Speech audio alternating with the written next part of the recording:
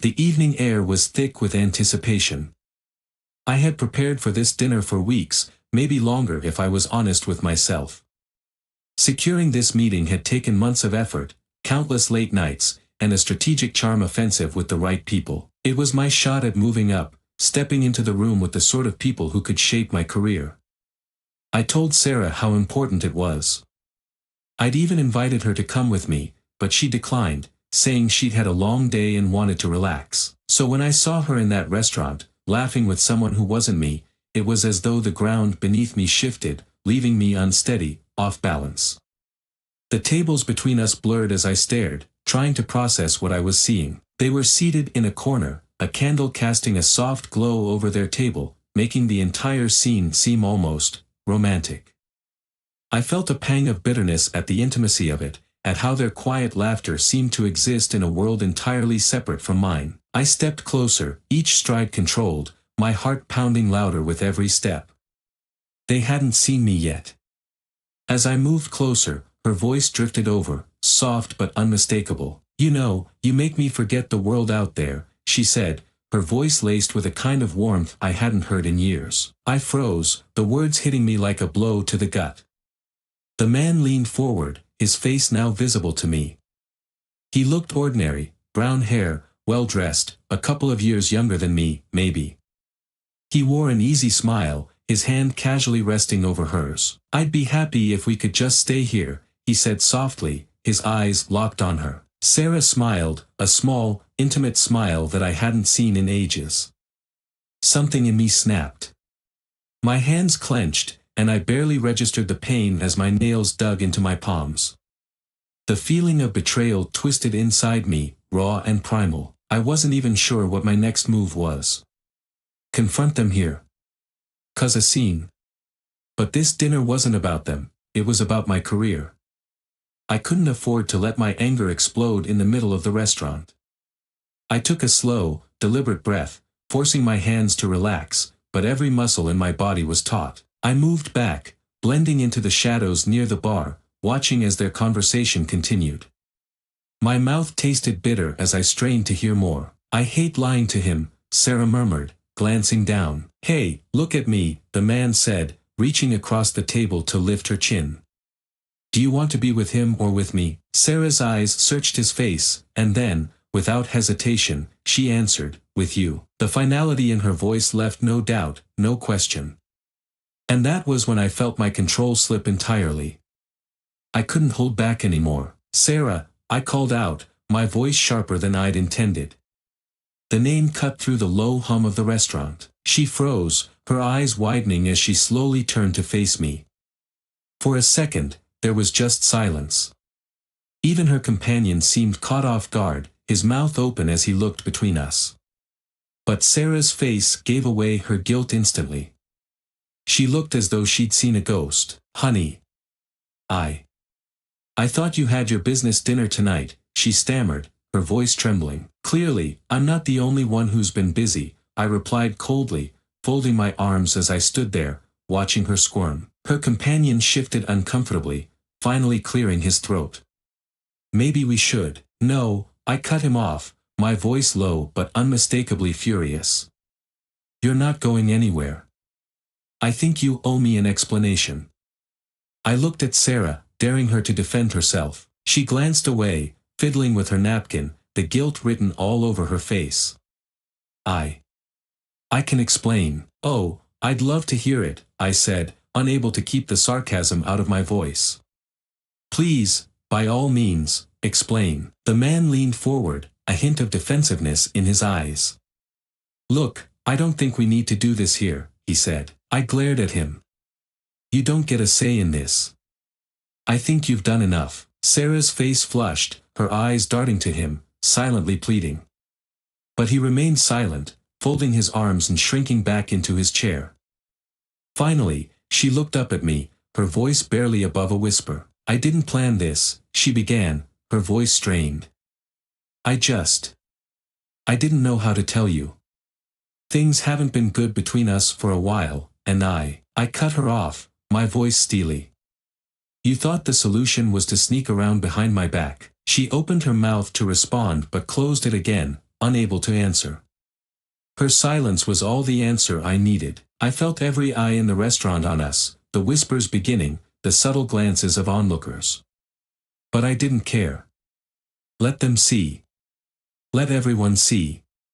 At that moment, I wanted the world to witness her betrayal, for her to feel the shame that burned within me. I straightened, a grim sense of clarity settling over me.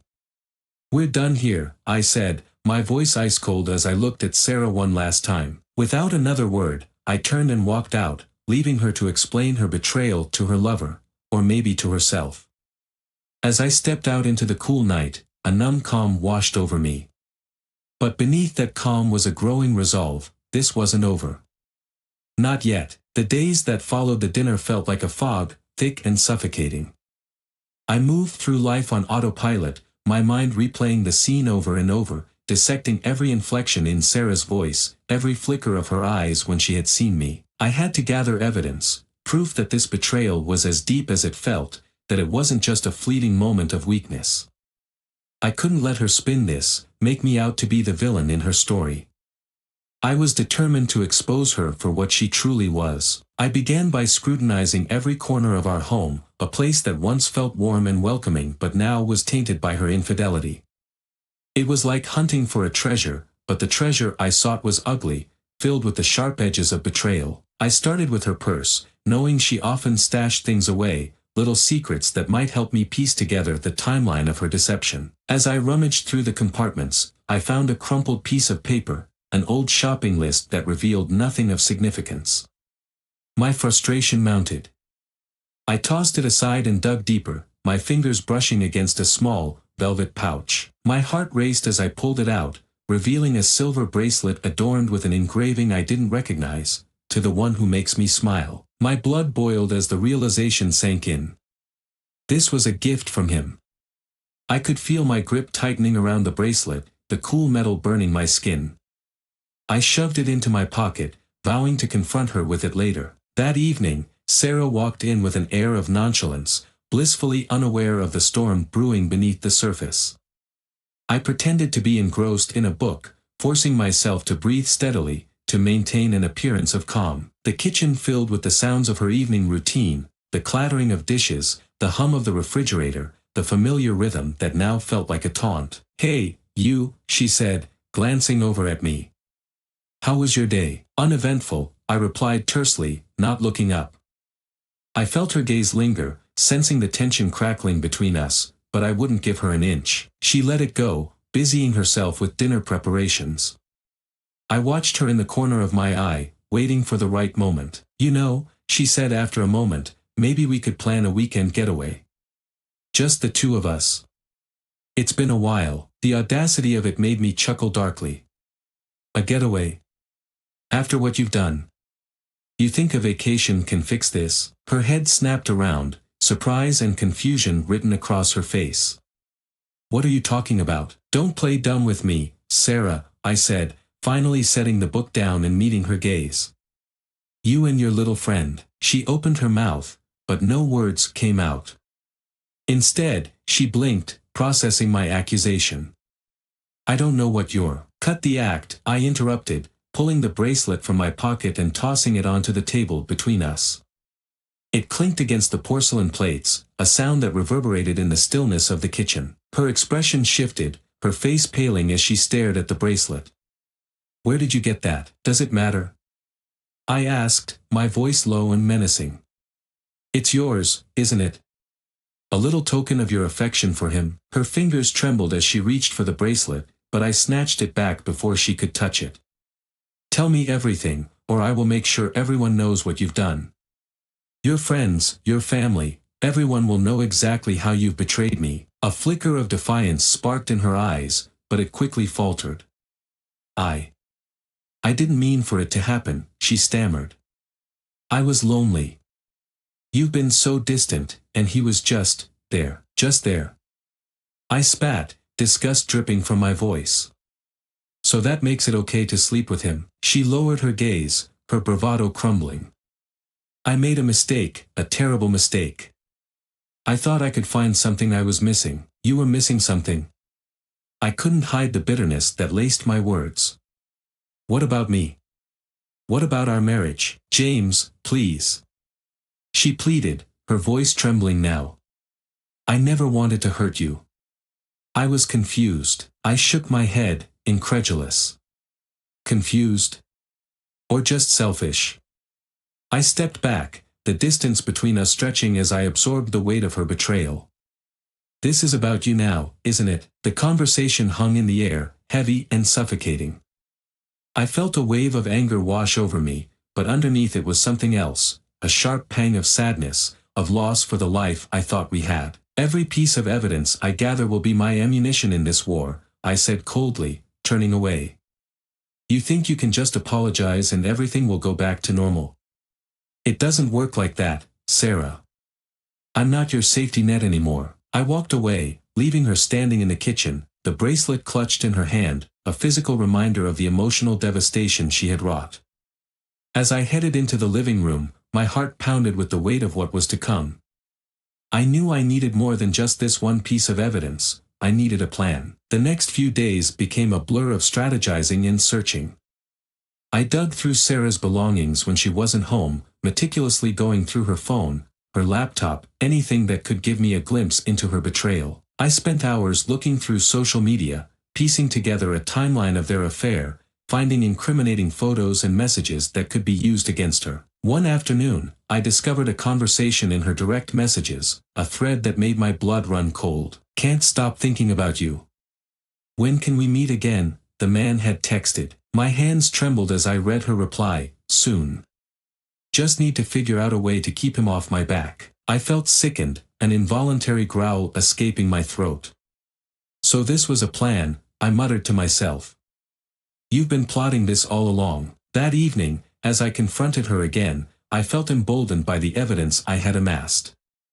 I stood in the doorway of our bedroom, arms crossed, the laptop open in front of me. Sarah, we need to talk, I said, my voice steady. She looked up, her face pale. What now? I slid the laptop toward her. Care to explain this? Her eyes widened as she scanned the screen, the messages displayed in stark black and white. It's not what you think, no. I challenged, my voice rising. It looks pretty clear to me.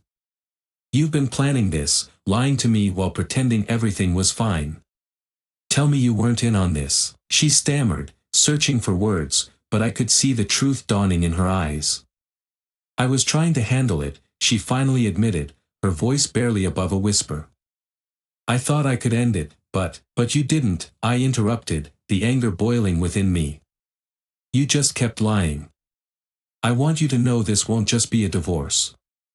I will expose everything. You think you can walk away from this without consequences? Her face crumbled, tears spilling down her cheeks. Please, James, don't do this.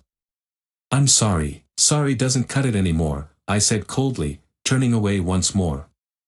This is just the beginning. As I stepped out of the room, I felt a twisted sense of satisfaction. I had gathered the evidence, and now I was ready to unleash it. I would expose her for who she really was, and there was no turning back. The tension in the air was palpable as I prepared for the confrontation. Days had turned into a blur of planning and plotting, the thrill of revenge fueling my every thought. I paced the living room, the evidence I had gathered neatly organized on the coffee table, a collection of messages, photos, and the damning bracelet that had started it all. Each item felt like a weapon, waiting to be wielded. When Sarah walked through the door that evening, a wave of dread washed over me, but I steeled myself. She seemed blissfully unaware, her smile bright, eyes twinkling as she tossed her keys onto the counter. Hey! How was your day? She chirped, her voice too cheerful, too forced. Let's cut the small talk, I said, my voice low but firm. We need to have a serious conversation. Her smile faltered, confusion creasing her forehead. About what? I gestured toward the coffee table, my pulse quickening.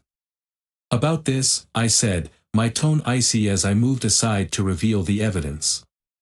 About your little affair. She froze, her eyes widening in horror. James, Save it, I interrupted, my heart pounding in my chest. You don't get to make excuses. I have everything I need right here. I gestured at the papers and photos that littered the table, each piece a testament to her betrayal. She took a step back, her expression a mix of shock and defiance. You went through my things. How could you? How could I not? I shot back, my anger surging. You think I'd just sit back and let you lie to my face? This is the price you pay for deceit, Sarah. Her breath hitched, and for a moment, it looked like she might cry. Please, just let me explain. Explain. I barked, my voice rising. What is there to explain? I saw you, I know the truth, and it's all right here. I picked up her phone, showing her the incriminating messages. You said, I can't stop thinking about you. How do you explain that? She winced as she read her own words, the weight of her guilt crashing down.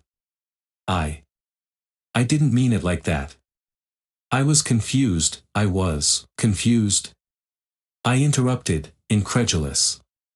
You were having an affair. You didn't just make a mistake, you made a choice. You chose him over me. Her eyes welled with tears as she struggled to find her voice. It wasn't about choosing him. I was looking for something I thought I was missing. I thought you didn't want me anymore. Don't twist this around on me. I shouted, my voice echoing off the walls. You decided to sneak around behind my back rather than talk to me about it. You didn't care about what it would do to me or our marriage. I know, and I'm sorry. I didn't know how to handle it, she said, her voice breaking. I was feeling lonely and lost. I thought it would make me feel better, by sleeping with another man. I spat, anger boiling over. You thought that would solve your problems. You think it's okay to betray the person who's been there for you through everything. She fell silent, her shoulders slumping as the weight of her actions settled over her. I didn't mean to hurt you. I thought I could end it before you found out. Clearly, you're not as good at that as you thought, I replied bitterly, my eyes narrowing. You thought you could play both sides and get away with it. I'm done being your safety net, Sarah. I will expose you, and everyone will know who you really are. Her expression shifted from despair to desperation. James, please. Think about what you're saying. You're going to ruin my life, and what about mine? I retorted, my voice hardening. You've already ruined ours. Don't act like you're the victim here. You made your choice, and now you will face the consequences. She stepped closer, her hands trembling as she reached out to me. I can fix this. We can go to counseling, we can try to work things out. I want to make it right. I recoiled, stepping back. Make it right? You think after everything, I'd be willing to go back to the way things were? You're delusional. I'm not the one who broke this marriage, Sarah, you are. The silence stretched between us, heavy and suffocating. I watched her eyes dart around the room, seeking an escape that wouldn't come. What do you want from me? She asked, her voice barely above a whisper. I want you to acknowledge what you've done, I said, feeling a flicker of power as I maintained control. I want you to understand the gravity of your betrayal. And I want to ensure you pay for this, both socially and financially. There's no going back. Tears streamed down her cheeks, her voice shaky as she replied, You're going to destroy me. Maybe that's what you deserve, I said coldly, the bitterness in my heart solidifying into resolve. You took everything I believed in, and now you'll pay for it. As I turned away, her voice called after me, tinged with desperation. James, please. Don't do this. I love you, but the words felt hollow, empty echoes of a past that no longer existed. I was done listening to her empty promises. The woman I had loved had chosen betrayal, and now I was prepared to turn the tables. I stepped out of the room, determination surging within me.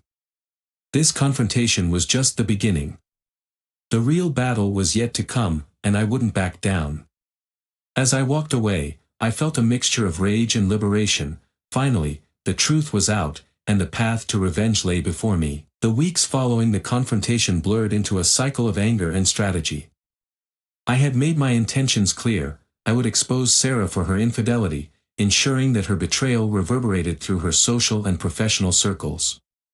It felt like a war, and I was the soldier ready to claim victory. I enlisted the help of a close friend, Mark, who had connections within our social sphere. Together, we devised a plan to unravel the facade Sarah had so carefully maintained. "Are you sure about this?" Mark asked one evening as we sat in my living room, a stack of notes and a bottle of whiskey between us. "Once you do this, there's no going back." I swirled the amber liquid in my glass, considering his words. I've never been more certain about anything in my life. She made a choice, and now she'll face the consequences. Mark nodded, though a flicker of concern danced in his eyes. "Just remember, it might come back to haunt you, too. People will see you as the guy who aired his dirty laundry." "Let them," I replied, bitterness creeping into my voice. "She deserves to be exposed. She's been lying to everyone, pretending everything is fine." As the days passed, I started to execute my plan, telling friends, family, and even a few of Sarah's colleagues about her affair. Each conversation felt like a small victory, but with each revelation, a nagging sense of doubt crept into my mind. I relished their shock, their disbelief, and I took solace in my ability to dismantle her carefully constructed world. Yet, with every person I told, the reality of what I was doing weighed heavier on me. One evening, I caught up with Sarah's best friend, Mia, at a bar. I could see the confusion in her eyes as I shared my side of the story. "James, I can't believe this," Mia said, her voice hushed as she leaned closer. "Are you sure you want to go down this road? Sarah is my friend. I don't want to believe she would do something like that." "Then ask her," I challenged, feeling the anger bubbling up again. "Ask her about the guy she's been seeing behind my back. I have proof, and I'm not afraid to show it." "Proof?" she echoed, her brow furrowing. "I don't know." "Listen, Mia," I pressed, leaning in. "I loved her. I thought we had a life together. I didn't choose this. She did." Mia sighed, glancing around the bar, the weight of the situation sinking in. "I'll talk to her. But be careful. You might not like what happens next." With each person I spoke to, the sense of satisfaction I had hoped to feel was replaced with an unsettling emptiness. The aftermath of my revelations rippled through our social circles, and Sarah's professional life began to crumble. Friends turned against her, colleagues whispered behind her back, and her reputation deteriorated. One afternoon, I ran into Sarah at a coffee shop. She looked worn, the light in her eyes dulled by the weight of the shame that followed her. She stared at me, a mixture of anger and sorrow etched across her face. "Do you enjoy this?" she spat, her voice trembling. "Is this what you wanted? To ruin my life?" I held my ground, forcing my expression to remain unreadable. "You did that to yourself, Sarah. You could have saved us both a lot of pain if you hadn't betrayed me." "Betrayed you?" she shot back, her voice rising. "You're the one tearing apart our lives. I didn't want it to end this way." "Then why didn't you stop it?" I asked, the frustration bubbling over again. "You had the chance, and you chose to lie instead." "I thought I could fix it," she cried, her voice breaking. "I thought maybe it was just a phase. I never wanted to hurt you." "Then you should have thought of that before you jumped into bed with someone else," I replied, the coldness in my tone striking her silence. I felt a mixture of anger and pity, and I hated that I couldn't separate the two. As I turned to leave, her voice called out after me, softer now. "James. I never wanted to lose you." I paused, the words hanging in the air. For a moment, I felt the weight of our shared memories, laughter, love, plans for the future. But that feeling was quickly swallowed by the bitterness that had consumed me. "You lost me the moment you chose him over me," I replied, my voice steady, before stepping out into the street. In the weeks that followed, the fallout became more than I had anticipated. Sarah's financial standing took a hit as her clients began to withdraw, her reputation shattered. I felt a sense of accomplishment at first, but it quickly turned hollow. I had gained everything I had set out to achieve, yet I felt no satisfaction, only a growing emptiness. One evening, I met with Mark again, seeking solace in our conversations. "Do you feel better?" he asked, pouring me another glass of whiskey. "No," I admitted, the words heavy on my tongue. I thought this would bring me peace, but I just feel empty. I destroyed her life, and for what? Mark leaned back, studying me carefully. Maybe you need to ask yourself what you really wanted. Did you want revenge, or did you want closure? Is there a difference? I challenged, frustration bubbling again. There's always a difference, he replied, his voice calm. Revenge feels good in the moment, but it rarely brings real satisfaction.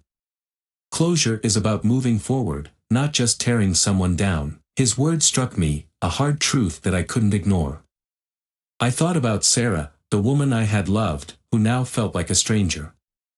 I had become so consumed by anger that I had lost sight of everything else. The following week, I received a call from Sarah's lawyer, requesting a meeting to discuss the divorce proceedings.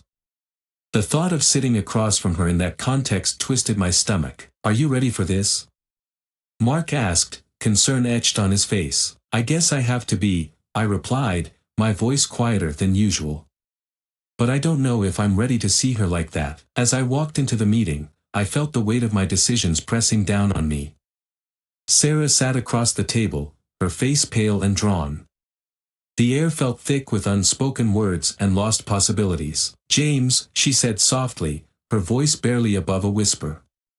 Can we talk before we start? I hesitated, the anger from weeks past bubbling just beneath the surface, but her expression gave me pause. There was no triumph in her eyes, only resignation. Fine, I replied, crossing my arms defensively. I'm sorry for everything, she said, tears welling again. I never wanted it to come to this. I thought I could find a way back to you, but I was scared. I thought it would fix things. I let her words wash over me, fighting the urge to lash out. You hurt me, Sarah. You shattered my trust. I know, she said, her voice breaking. But I never thought it would end like this. I thought I could handle it, and I see now how foolish I was. I searched her face for sincerity, for any hint of the woman I had loved, but all I found was despair. You have to face the consequences, I said finally, the words coming out in a whisper. But that doesn't mean I want to destroy you. I just can't do this anymore. Her eyes met mine, a flicker of understanding passing between us. I know. And I don't expect you to forgive me. I just hope we can find some peace in this. As we sat in silence, the gravity of our situation settled in. We were two people caught in a storm of our own making, and as much as I wanted to believe that I was the victor, I couldn't escape the hollow ache of my actions. The satisfaction I had hoped to find in my revenge was eclipsed by the reality of our lost future, a future that once held promise but now lay in ruins. I stood, ready to move forward with the divorce proceedings, but deep down, I knew that victory was nothing more than an illusion. As I left the meeting, I felt the weight of both defeat and liberation, a bittersweet end to a chapter that would forever haunt me. The irony of it all was inescapable. I had set out to destroy her, only to find myself just as lost in the process.